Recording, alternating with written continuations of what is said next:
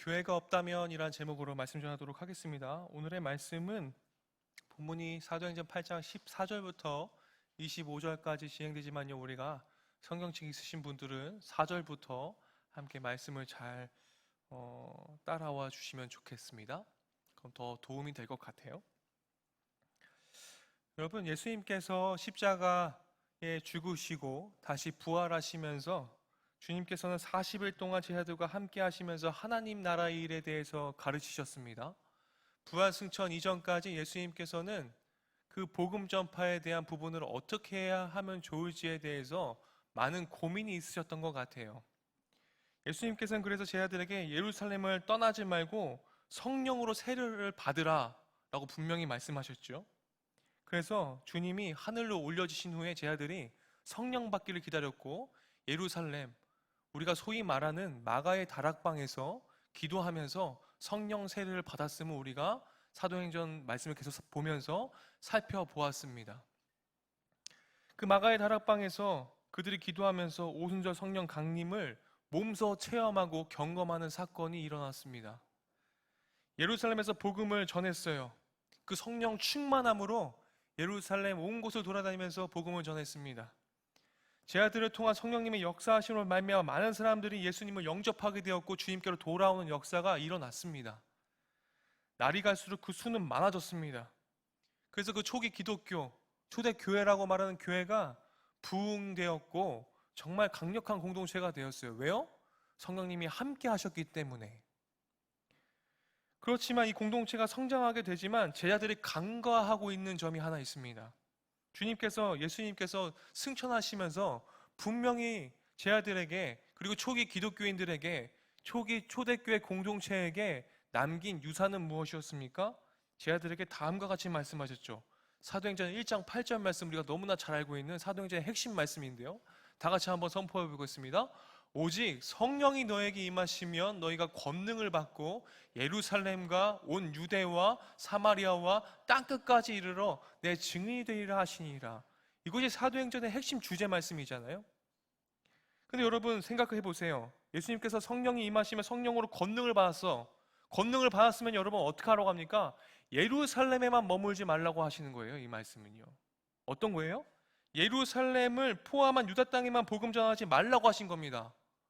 어디까지 가야 돼요? 사마리아와 땅끝까지 이르러 복음을 전해야 한다라는 것입니다. 주님께서는 예루살렘과 유대는 물론 사마리아와 땅끝까지 이르러 복음을 전하라고 하셨지만 사마리아가 여러분 어떤 곳입니까? 이스라엘의 북왕국의 수도였습니다.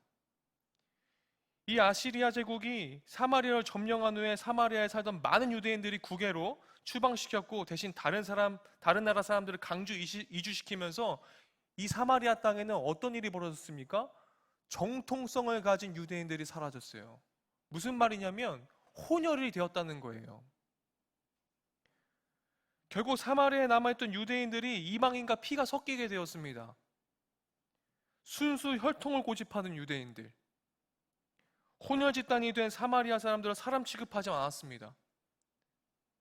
요즘에도 여러분, 목사님이 전에 교회에 몽골 부도 있었고 베트남 부도 있었고 필리핀 부도 있었어요. 그럼 저희 베트남 부는 한 50명 정도 또 오후 한 4시쯤에 같이 예배를 드려요. 베트남 부서만. 목사님이 설교를 하는데 당연히 목사님이 베트남어를 하는 건 아니기 때문에 좀 목사님이 한국어로 설교를 하면 베트남어로 통역을 해주세요. 그런데 여러분 그때요, 베트남 부서에 있으면서 목사님이 정말 많이 통곡하면서 울었어요. 그 친구들 때문에. 정말 한국 사람들이 못된 사람들이 너무나 많더라고요. 그리고 그 베트남 사람들은 또 어떤 사람들이 많습니까? 한국인 분들과 결혼해서 이렇게 우리 교회에 나오신 분들도 굉장히 많았습니다. 그러면 목사님이 상담을 하면 그 베트남 부서에 있는 베트남 사람들이 맨날 울면서 더군다나 여기 멍들고 막 눈이 막 퍼렇고 막 이렇게 해서 와요. 그럼 뭐예요? 남편한테 맞은 거예요. 여러분, 이토록이요, 한국 사람도 한국 사람보다 후진국인 사람들에 대해서 우리가 어떻게 생각합니까? 사람 취급 안 하는 경우도 있어요. 지금 2020년대인데도 그래요. 근데 지금 이때는 어땠겠어요? 유대인들이요, 이방인들 사람 취급 안 했습니다. 그래서 유대인들은요, 전통만을 고수했어요. 그래서 사마리아 사람들을 어떻게 해요? 배척시켜요. 사마리아 사람들 역시 그래서 유대인들을 어떻게 봅니까? 곱게 보지 않았습니다. 서로 곱게 보지 않았어요. 그런 관계예요. 근데 이런 상황 가운데 주님께서는 사도들에게, 유대인은 물론 이방인에게도 복음을 전하라고 하셨지만, 사도들은 어떻게만 몰두했습니까? 예루살렘 사역에만 몰두했습니다. 분명히 주님께서는 성령이 임하시면 너희가 권능을 받고 예루살렘과 유대와 사마리아 땅끝까지 이르러서 복음을 전하라고 하셨는데, 지금 어때요? 성령님이 임했고 권능에 임했는데 어때요? 지금 딱 유대 땅까지만, 사마리아까지 못 갔어요. 그 경계선을 넘지 못했습니다. 날이 갈수록 그리스도인이 많아지게 되고 아름다운 공동체를 이루게 됩니다. 그런데 초기 교회가 부흥하던 시기에, 우리가 저번에 함께 말씀 받지만 스데반 집사님이 순교하면서 사건이 일어나게 됩니다. 스데반 집사님의 순교를 시작으로 그리스도인들에게 대한 유대교의 대대적인 박해가 일어나게 됩니다. 이로 인하여서 사도들을 제외한 많은 그리스도인들이 예루살렘을 떠나서 유다와 사마리아의 모든 땅으로 흩어졌습니다. 여러분, 초대 교회가요, 지금요, 강성하고 건강하고 부흥이 일어나고 정말 예루살렘 사역에만 몰두했던 이 시기에 본인들이 교회를 흩은 것이 아니라 무엇 때문에 흩어졌습니까? 박해로 인하여서 교회가 흩어지게 돼요. 결국에 이방인들에게, 그리고 사마리아 땅에 복음이 전해진 이 계기는 무엇입니까? 초대 교회가요, 성령에 충만해서 자발적으로 사마리아 땅에 가고 이방인들에게 흩어져서 복음을 전한 것이 아니라 박해 때문에 흩어졌어요. 박해 때문에 흩어졌습니다. 초대교회가요, 건강하지만 자발적인 마음을 가지고 복음을 전하러 간 게 아니에요. 뭐예요? 대대적인 박해로 인해서. 박해를 피해 예루살렘을 떠난 디아스포라 그리스도인들이 그들이 발길이 닿는 곳에서 복음을 전하기 시작합니다. 복음을 접한 많은 이방인들이 그리스도인이 되었습니다. 그 대표적인 예가 오늘 읽은 빌립이 사마리아에 복음을 전한 이야기입니다. 유대인들이 사람으로 취급하지 않은 사마리아에 복음이 전파된 것은 땅끝 복음 사역을 위해 헌신한 사도들에 의해서가 아니라, 다시 한번 말씀드리지만, 박해에 의한 복음 전파였습니다. 뿐만 아니라 이방 전도의 발판 역할을 한 수리아의 안디옥 교회, 그리고 유럽 전도의 중심지였던 로마 교회 역시 여러분 자발적으로 복음 전한 게 아니고요, 흩어진 디아스포라에 의해서 교회가 세워진 걸 우리가 알게 됩니다. 그래서 지금 빌립이 전도함을 들었습니다. 어디 가요? 예루살렘 교회 가요. 14절 말씀 함께 읽어볼게요. 14절 오늘 본문 말씀인데요, 14절입니다. 예루살렘에 있는 사도들이 사마리아도 하나님의 말씀을 받았다함을 듣고 베드로와 요한을 보내매. 여러분, 예루살렘 교회가 사마리아에 지금 빌립이 가서 말씀 전했는데 왜 사도 베드로와 요한이 출동했을까요? 왜 파견했을까요? 이해가 안 가는 거예요. 사마리아 사람들이 복음을 접했다고? 복음을 받아들였다고? 이 사람들의 생각 가운데는 이게 이해가 안 가요. 왜요? 사마리아 사람들이랑 유대인들이랑 어때요? 좋지 않잖아요, 지금 상황이. 근데 사마리아 사람들이 복음을 받아들였다는 것이 이해가 안 가는 거예요. 그래서 대표 2명, 그때 당시에 권위가 있었던 사도 베드로와 요한이 파견을 가는 것입니다, 지금. 이 사마리아인이 하나님의 말씀을 받아들였던 이 놀라운 사실을 확인하러 베드로와 요한이 갔습니다. 근데요, 두 사도가요, 사마리아 땅에 딱 가서 보니까 뭐라고 지금 진단을 내리고 있어요? 아직 한 사람도 성령 내리신 일이 없고 오직 주 예수의 이름으로 세례만 받았을 뿐이다 라고 16절에 얘기하고 있어요. 그러니까요, 뭐예요? 믿고 세례를 받았어요. 그런데 무슨 일이에요? 성령의 충만함이 없어요. 굉장히 아이러니하죠. 두 사도가 그래서요 이렇게 기도를 해요. 17절에요. 성령 받기를 기도하며 그들에게 안수하자 성령 받았다고 17절에 증언을 합니다. 그런데 본문을 읽으면서 드는 의문점이 저는 있었어요. 함께 예배를 드리고 있는 우리 모두가 주님을 믿고 세례를 받게 된 것은 내 의지로 인함인가요? 전 아니라고 생각해요. 물론 여러분들이 믿고 세례를 받고 입교를 한 것이 어떠한 부모님 때문에 혹은 내 친구가 이렇게 돼서 어떤 분위기 때문에 세례를 받았을 수도 있고 입교를 받았을 수도 있습니다. 그러나 그 언약은 굉장히 중요한 언약이지요. 믿는 그리스도인들 앞에서 약속을 했습니다. 우리는 언약으로 이루어진 그리스도 공동체잖아요. 이 언약은 매우 중요한 거죠.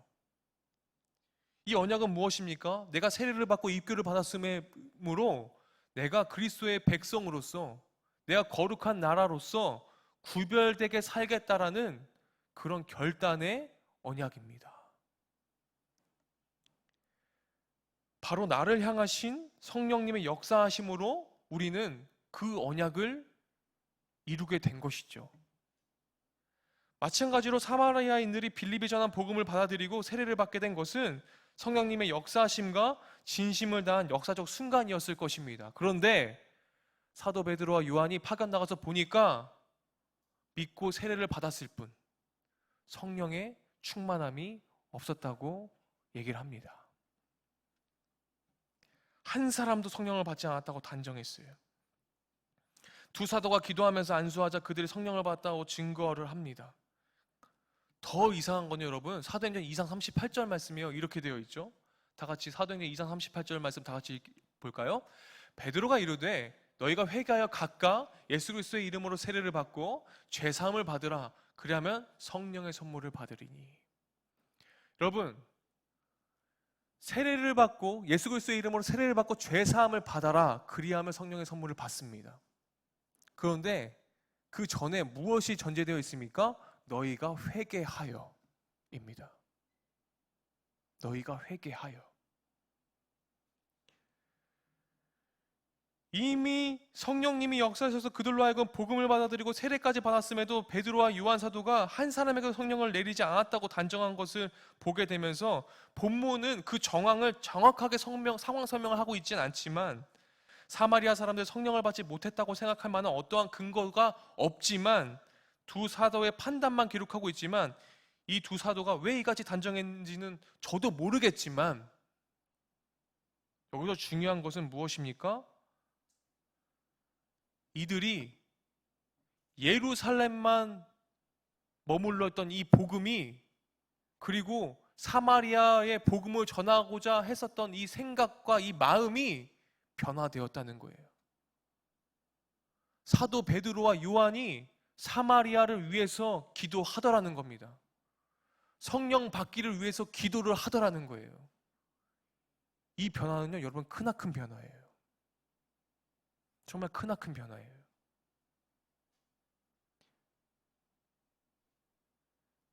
주님은요, 이번 안수 사건을 통해서 전도의 대상이라고 생각하지 않았던 사마리아 사람들에게도 성령의 임재가 가능하구나를 이 두 사도에게 느끼게 하시고 경험케 하시고자 함은 아니었을지 저는 생각해 봐요. 그래서 이 두 사도가요 경험을 하죠. 예루살렘과 유다 땅까지만 사역했던 가능하겠다고 생각했던 우리들의 마음이 제안했던 우리들의 마음이 성령님의 역사하심을 제안했던 우리들의 마음이 잘못됐구나. 사마리아까지 갈 수 있구나. 땅끝까지 갈 수 있구나. 이 마음과 생각이 변화가 일어나던 거예요. 이 마음과 생각이 무엇이 일어났습니까? 사도 베드로와 요한에게도 회개의 역사가 일어나더라는 겁니다. 다시 말하면 사마리아 사람들이 성령의 역사하심으로 복음을 받아들이고 세례까지 받았음에도 불구하고 두 사도들에게 성령의 충만함을 위해서 그들을 위해서 기도했던 이 사건을 통해서 지금 어떻게 됩니까? 이 한반도까지 예수 그리스도의 복음이 전달될 수 있었다라고 저는 생각합니다.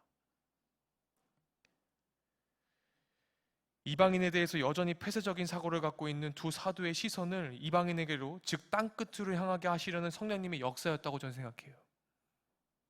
우리들도 어떻습니까? 우리도 하나님의 그 역사하심을 제한할 때가 많아요. 저 사역은 아무래도 가망이 없는데, 쟤는 예수님을 아직 만날 준비가 안 된 것 같은데, 우리 나름대로의 생각과 재단이 성령님의 사역을 가로막을 때가 엄청나게 많더라는 거예요. 하나님께서는 그런데 분명히 말씀하셨어요. 사마리아 땅끝까지 이르러 내 증인이 되리라. 땅끝까지 복음을 전파해야 한다고 했지만 우리들도 역시 이 시대의 사도들과 초대교회 공동체처럼 우리들의 시선도 머물러 있고 자발적으로 사마리아로 복음을 가지고 움직이지 못하는 그런 마음이 우리들에게 있기 때문에 우리들도 어떻게 해야 되겠습니까? 우리들의 마음도 회개하고 돌이켜야 되더라는 것입니다. 박해로 인해 흩어져서 어쩔 수 없이 사마리아로 가게 된 상황이지만 성령님은 이 상황을 통하여서 역사하셨습니다. 성령님이 이방인에게도 성령이 임재하시는 사실을 사도들의 안수 행위를 통하여서 그들이 직접 목격하게 하셨어요. 그들이 직접 사도들을 향하신 성령님의 섭리하심, 사마리아에도 성령님이 역사하시는 사건, 이 두 사도에 이어진 행보를 25절 오늘 말씀은 이렇게 고백해요. 다 같이 읽어볼까요? 두 사도가 주의 말씀을 증언하여 말한 후 예루살렘으로 돌아갈새 사마리아인의 여러 마을에서 복음을 전하니라. 박해로, 자발적인 흩어짐이 아니라 박해로 흩어졌지만 이 사건을 사용하심으로써 사마리아인의 여러 마을에 복음이 전파가 이루어지게 되더라는 것입니다. 스데반의 순교와 그리스도인에 대한 박해, 그리고 박해를 피해 흩어진 디아스포라 그리스도인들에 의해 사마리아를 비롯한 이방 나라의 복음이 전파되는 역사가 시작되었습니다. 두 사도가 이를 확인하고 돌아가는 일련의 과정은 오늘을 사는 우리에게 무엇을 생각하게 합니까? 여러분, 우리도요, 교회 공동체 너무 중요하죠. 너무 중요해요. 예루살렘에서 아름답게 공동체를 가꾸어가고 있던 기독 공동체가 유대교의 대박해라는 상황을 맞이하면서 그들의 신앙 보금자리를 떠나 흩어져야 했습니다. 여러분, 만약에 교회가 없다면, 만약에 지금 창조교회가 없다면, 우리가 흩어져야만 하는 상황이라면 여러분 어떻게 하시겠습니까?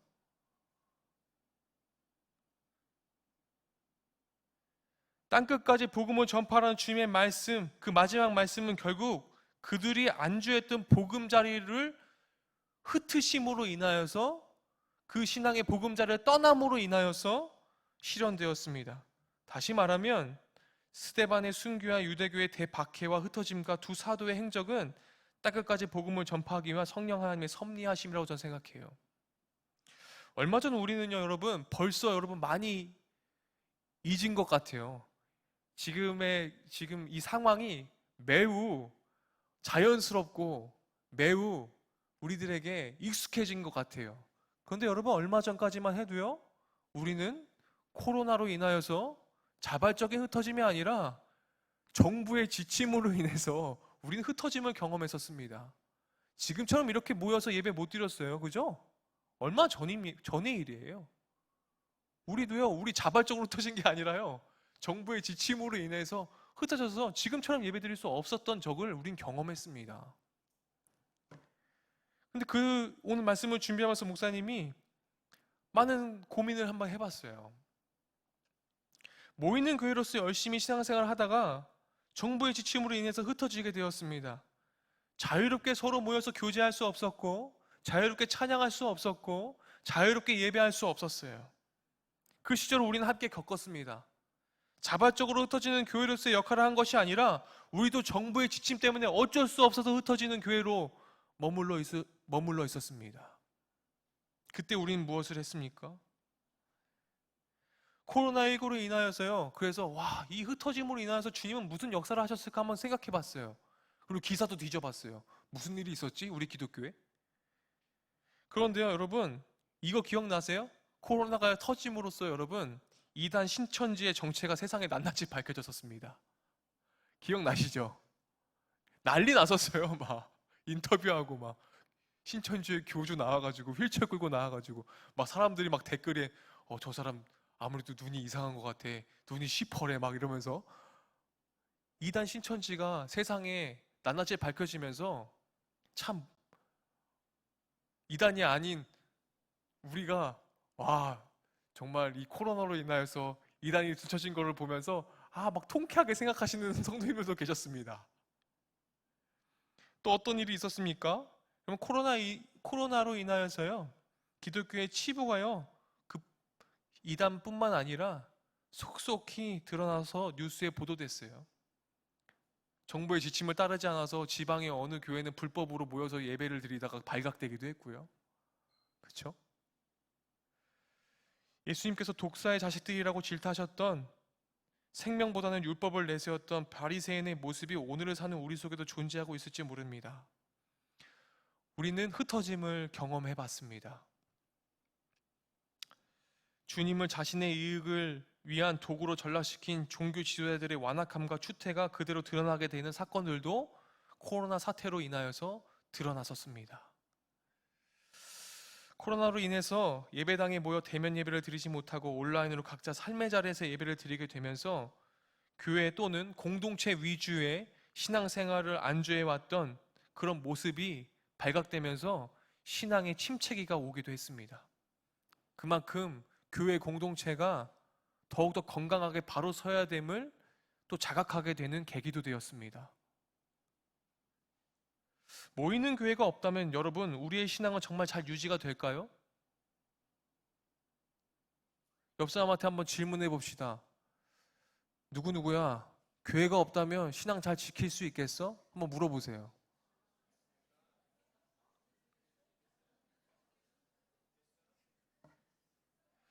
여러분, 그런데요, 우리가 흩어짐을 경험하고 나서요, 우리가 데이터로 생각을 해보면요, 40% 이상이 교회를 출석했던 사람들이 40% 이상이 떠났습니다. 신앙이요? 잘 지키지 못했어요. 잘 안 됐어요. 예배의 생활의 예배화를 모토 삼고 있는 우리 스스로에게 삶의 자리에서 예배자의 삶을 살고 있는가 생각해 보게 되기를 소망해요. 여러분, 정말 교회가 없다면 정말 예수님 잘 믿고 사실 수 있으시겠어요?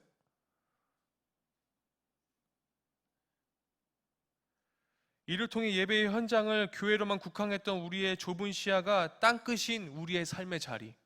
땅끝이 어디입니까? 나의 삶의 자리입니다. 땅끝이 저기 해남이 아니라 나의 삶의 자리예요. 그 땅끝은. 거기서 정말로 복음 전파하고 사실 수 있으세요? 나의 캠퍼스에서? 나의 직장에서? 주님은 그걸 말씀하시는 거거든요. 너 땅끝에서 너의 삶의 자리에서 복음 전파하고 있냐? 이제 우리는 선택해야 합니다. 지금 일련의 과정을 통해서 성령님의 뜻을 제대로 깨닫지 못하고 여전히 예루살렘을 향한 시선을 거두지 못한 어리석은 사도들이 될 것인가? 아니면 너 있는 곳에서 정말 주님을 예배하는 예배자로서의 삶을 살아갈 것인가?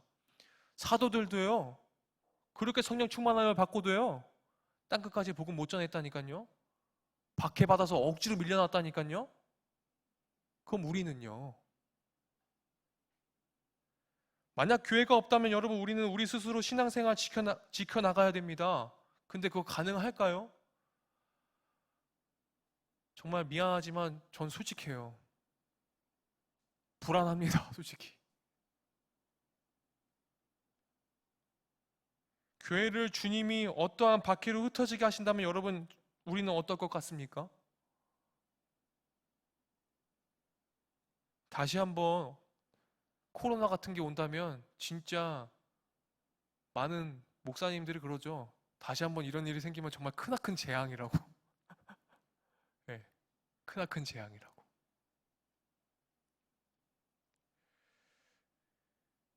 여러분, 지금 사마리아 땅에 빌립이 가서 복음을 전하기 전에는 어떤 사람이 있었습니까? 오늘 본문에서 우리가 같이 봤지만 시몬이란 사람이 있었습니다.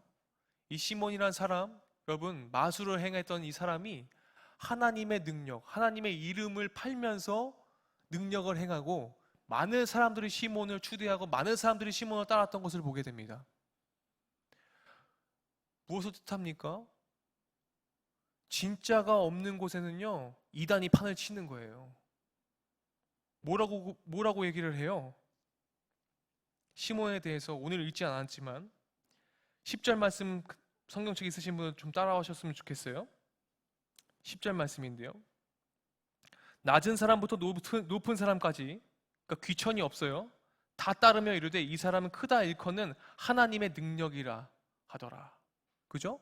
시몬이요, 마술을 그냥 행한 거 아니고요, 하나님의 이름을 말하면서 능력을 행했던 거예요.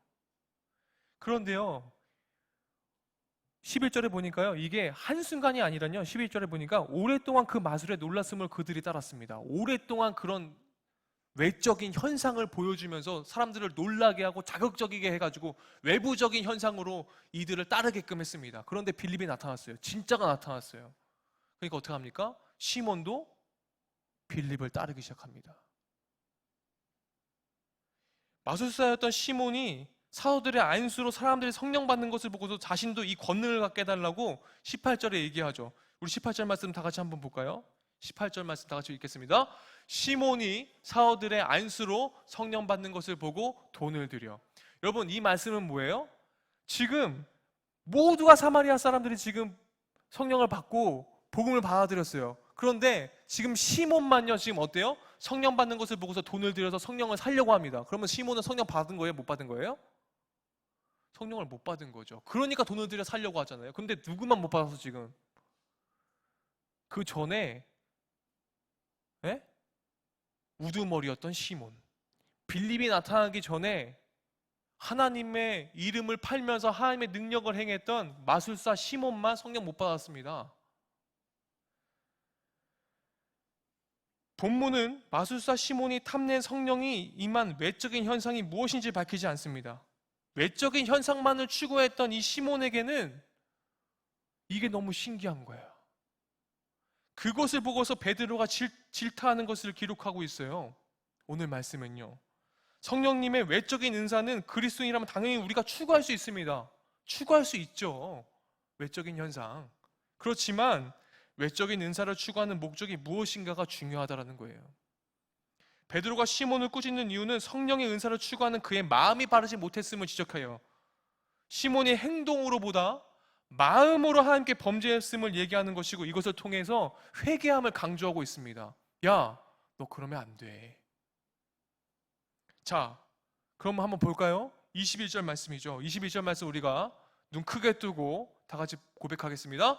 하나님 앞에서 네 마음이 바르지 못하니 이 도에는 네가 관계도 없고 분깃될 것도 없느니라. 여러분, 성령 받지 못한 시몬이 왜 받지 못했겠습니까? 하나님 앞에서 네 마음이 바르지 못하기 때문에. 마음이 바르지 못하면요, 여러분, 성령 충만함 받을 수 없다라는 거예요. 그건 뭐예요?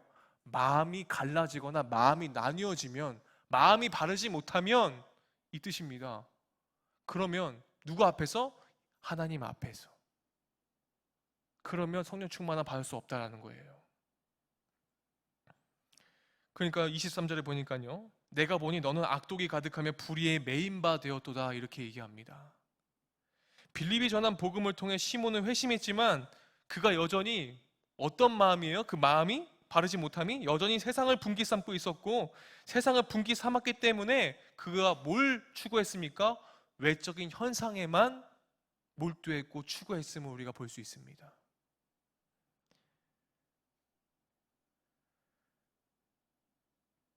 여러분, 외적인 현상을 추구하는 신앙은 건전하지 않습니다. 외적인 현상을 추구하는 신앙의 결말을 베드로는 뭐라고 얘기합니까? 네가 은과 같이 네가 함께 망할지어다, 이렇게 얘기했습니다. 외적인 현상만을 추구하는 신앙은요, 여러분, 마음을 바르지 못하게 만들어버려요. 본문은 성령이 임한 외적인 현상이 무엇인지 밝히지 않는 이유도 성령님의 은혜로 주님을 믿게 된 우리가 시몬과 같은 어리석은 그런 절차를 밟지 않게 하기 위해서입니다. 성령의 충만함은 우리의 마음에 달려 있습니다. 주님은 내 마음이 나뉘어지는 것을 싫어하세요. 나 외에 다른 신을 섬기지 말아라. 네 마음 가운데에 우상을 만들지 말아라. 무엇을 의미합니까? 네 마음이 나뉘면 안 된다 라는 겁니다. 내가 우상 잡고 있는 것이 무엇입니까, 여러분? 주님은 우리에게 온전한 마음을 요구하세요. 온전한 마음. 순전한 나들을 드렸던 그 온전한 마음. 100%. 베드로가 시몬에게 신앙적인 지도를 하면서 얘기하는 내가 보니 너는 악독이 가득하다 불의의 메인바가 되었도다. 하나님의 이름을 팔면서 사마리아에서 능력을 해가면서 많은 사마리아 백성이 시몬을 따랐지만 진리 앞에 무너집니다. 여러분, 진리 앞에 무너졌어요. 한순간에.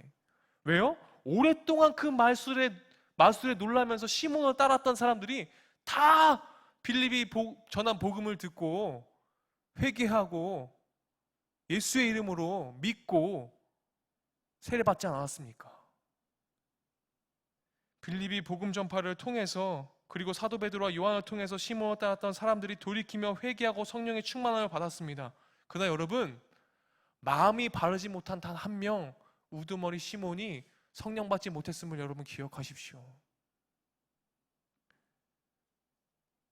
그래서 우리에게는 회개가 날마다 필요합니다. 왜냐하면 목사님을 따라하겠습니다.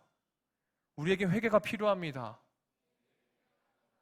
왜냐하면 회개는 악으로부터의 확실한 해방이며 악으로부터 완벽한 분리이기 때문입니다. 그래서 우리는 날마다 회개해야 돼요. 날마다 돌이켜야 돼요. 주님 잘못했어요. 주님 저 용서해 주세요. 여러분 이거 자복이지, 자복. 죄를 자복하는 거가 회개가 아니잖아요. 자복이 회개의 시작이에요. 시작이지만 회개가 뭐예요? 내 마음이 갈라진 것이 있으면 주님께로 돌이키는 거예요. 내 마음이 나눈 것이 있으면 그걸 주님께로 돌이키는 겁니다. 자복이 회개의 시작일 수 있지만 내가 죄를 고백하는 그 자복이 회개의 전부일 수는 없어요. 그래서 우린 날마다 깨어있으라고 주님께서 말씀하셨습니다. 진정한 회개가 필요합니다. 교회가 없다면 우리는 날마다 주님께로 돌아가지 못할 수 있습니다. 그렇지만 여러분 명백하게 기억하십시오. 주님이 교회를 언제 흩어서 다시 모이게 힘쓰라고 하실지 몰라요. 그래서 우리들의 신앙을, 우리들의 마음을 잘 다스리고 우리들의 신앙을 잘 지키기 위해서 회개하셔야 합니다. 하나님의 주권과 통치가 있는 교회는 시몬 한 사람을 따르는 것이 아니라 주님을 따라가는 것이 교회입니다.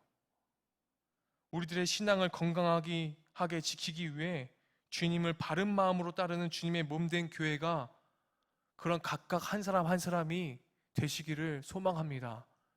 땅끝까지 주님은 분명히 나의 삶의 자리라는 그 땅끝까지 거기서 복음 전하라 주님 말씀하셨습니다. 우리 다 같이 말씀 붙들고 함께 기도했으면 좋겠습니다. 초대교회가 직면했던 박해를 통해서 그 흩음으로 인해서 주님은 세상을 구원하시려고 하셨습니다. 우리도 흩어짐을 경험했던 우리들입니다. 우리가 주님 앞에 바른 마음인지 온전한 마음인지 내 마음에 나뉜 것은 없는지 이 교회를 분열시키고 이 교회를 정말 사랑하고 있는 마음이 하나로 되어 있는지 우리가 생각하면서 주님 교회를 사랑하게 하여 주십시오. 주님의 몸된 교회를 지키고자 내 마음이 바르게 주님께 향하기를 소망합니다. 하나님, 내가 바른 마음으로 성령의 충만함으로 주님 하루하루를 채워갈 수 있도록 인도하여 주시옵소서. 주님 내 마음을 돌이킵니다. 내 마음에 무너진 것들, 내 마음에 찢겨나간 것들 주님 세워주셔서 내 마음이 주님 온전히 세워지길 소망합니다. 주님 함께하여 주시옵소서. 성령의 충만함을 허락하여 주시옵소서. 우리 다같이 함께 주님의 이름 한번 부르짖으며 다같이 합심하여 한마음으로 기도하겠습니다. 주여 하나님 도와주십시오. 주님 우리를 하나 되게 하여 주십시오. 우리가 하나님 박해와 흩음으로 인하여서 나뉘어지는 것이 아니라 하나님 우리들의 마음 가운데 주님께서 붙드시고 인도하시고 역사하시는 주님의 능력을 말미암아 나아갈 수 있도록 도와주시기 원합니다. 하나님 우리 그의 마음에 바르지 못한 부분들을 주님 채워나가게 하시고 주님께 돌이키게 하시고 아버지 우리들의 아버지 손상된 마음 가운데 주님께서 안수하여 주시고 성령의 충만함으로 나아갈 수 있도록 인도하여 주시옵소서. 주님 이끌어 주시기 원합니다. 주님 도와주시고 부어주시옵소서. 하나님 초대교회가 직면했던 박해와 흩음이 주님의 세상을 구원하시려는 주님의 섭리하심이라는 사실 앞에 주님의 뜻을 제대로 깨닫도록 도와주십시오. 주님께서 우리들에게 바라시고 명령하셨던 모든 부분들을 우리들의 생각과 마음으로 하나님 제한하고 주님의 역사하심을 무너뜨리려고 하는 우리들의 마음과 생각이 있다면 주님 다시 한번 교정하여 주시고 우리들의 나뉜 마음을 다시 하나 되게 하셔서 우리 공동체가 주님 앞에서 바르게 나아갈 수 있도록 인도하여 주시길 원합니다.